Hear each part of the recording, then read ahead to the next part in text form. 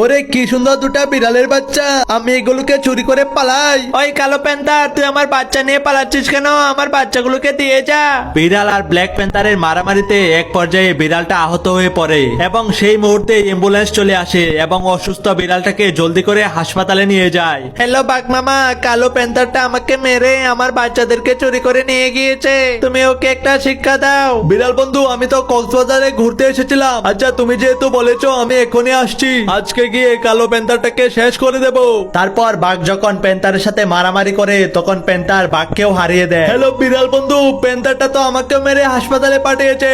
বাঘ বন্ধু, তুমি শুধু আমাকে কয়েকটা দিন সময় দাও, তারপর আমি ওই প্যান্থারটাকে দেখাবো মজা। বিড়ালটা সুস্থ হয়ে উঠে প্রতিদিন জিম করে এবং জিম করে বিড়ালের গায়ে অনেক শক্তি হয়ে যায়। ওই বিড়াল, তুই যতই জিম করিস না কেন তোর বাচ্চাদেরকে আমার হাত থেকে নিতে পারবি না। বদমাইশ প্যান্থার, তুই দাঁড়া, আমি এখনই তোর কাছে আসছি।